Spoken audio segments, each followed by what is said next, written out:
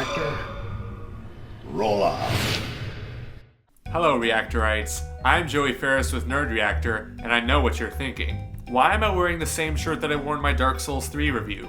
Well, that's because every day is laundry day, gentlemen. Every day. But I know why you're really here. You want to hear or bash my opinions on Star Fox Zero. Before Zero, Star Fox hasn't seen a new game for the past 10 years, the last one being Star Fox Command for the Nintendo DS. The series has also been known to try out odd experiments that haven't panned out all too well. General Scales! But Star Fox Zero aims to bring everything back to the basics, while also implementing some fresh ideas. No more delays. Let's hop in our R-Wing and get this show on the road. Good luck. Well, there it is.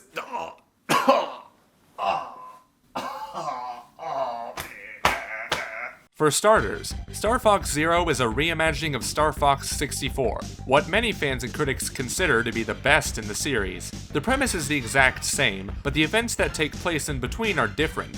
For example, you begin at Corneria, but instead of fighting a giant robot at the end, you fight a giant saucer trying to kidnap General Pepper. The game can be completed in 2 to 3 hours, but that's to be expected from a Star Fox game. It's all about replaying the levels to find hidden medals and secrets that will unlock different branching paths. It didn't occur to me until much later that some of these branching paths are ridiculously hard to find, and most of them require beating the campaign first. Sometimes you have to go back to places to find different paths that will unlock new paths, and Star Wolf members come by and,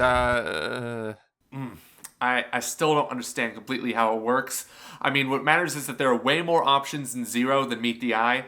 Literally. Like, I had to go online to look at most of this stuff and see what to do. It's crazy. How the game plays is where the worries stem from. You aim using the Wii U gamepad's motion controls, and there is no way to turn them off. The gamepad screen makes way for a cockpit view that you can switch to the TV with the select button. The problem is that it becomes a necessity during these forced perspective boss fights. This is when the camera locks onto the boss automatically, forcing you to rely on the gamepad screen, and it feels about as awkward as you would expect.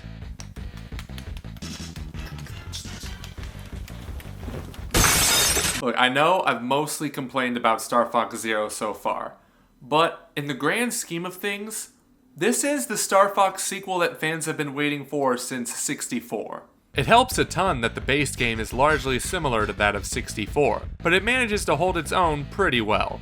Alongside the traditional on-rail and all-range modes in the R-Wing, the Walker mode from the cancelled Star Fox 2 makes its official debut, adding some new depth to the levels. Even though it controls a little wonky, it's easy to get used to if you don't mind the motion controls. The Landmaster has also been given the upgrade of flying for as long as the boost meter allows. However, the Gyro Wing is by far the least welcome addition, being the main vehicle for the Zonus stealth mission, as it is the slowest and most tedious level in the entire game. It's less painful after the first run, but I groan every time I have to go back to it.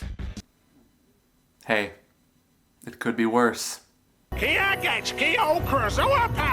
Star Fox Zero was meant to come out in November of last year, but was delayed to this month in order to give the game a platinum feel. Of course, they're referring to co-developer Platinum Games, known for their intense hack-and-slash titles such as Bayonetta, Mad World, and Metal Gear Rising.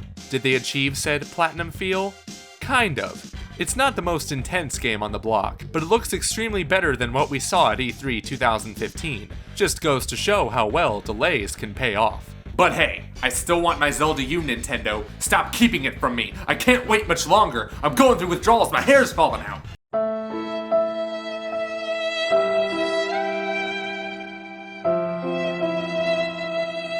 A lot of people have complained about the graphical presentation. I think it's totally fine. For a game about anthropomorphic animals shooting each other in space, it looks about as good as you'd imagine. The problem the engine has is that it tends to lag when the action becomes too much. Kind of defeats the purpose of that platinum feel, doesn't it? Thankfully, these weren't enough to hinder my experience. After you beat the main story for the first time, you are free to choose whichever planet you'd like to revisit, and you can play co-op with a friend. In this mode, one person controls the R-Wing while the other controls the gun using the gamepad. Oddly enough, I didn't really like this mode. It's tough to control the gun when the other person is flying in all range mode, because usually they're going the opposite direction you want them to. It also could be that my pilot is just an idiot. Thanks, Alan. Thanks a lot. If the main missions tire you out, go right to training and collect coins. Yeah! And who says 3D platformers are dead? Challenge missions are also available in the training mode, mostly consisting of destroying enemies in a specific period of time. But if you're looking for some real fun, most copies of Star Fox Zero came with a game called Star Fox Guard, which I will be doing a written review of on the site. In this neat little game, you work for Slippy's Uncle Grippy. Really?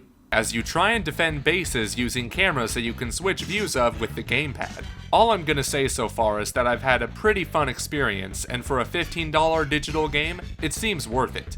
If you have a digital version of Star Fox Zero, you can get Guard at a discount, and with an intro like this, who wouldn't want it? Once the evil scientist Andros invaded the Lilat system, the age of Not again! came.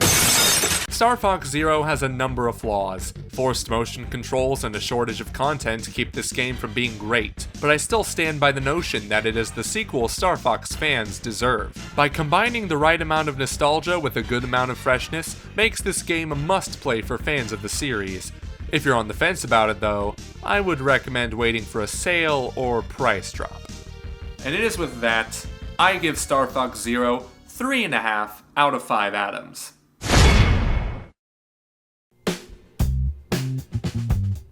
Hey guys, thanks so much for watching my Star Fox Zero review here on Nerd Reactor. If you want to check out more videos like this one, be sure to check out the main channel and also visit my channel, Ferris Wheel Productions. In the meantime, I'm Joey Ferris, this is Nerd Reactor, roll out.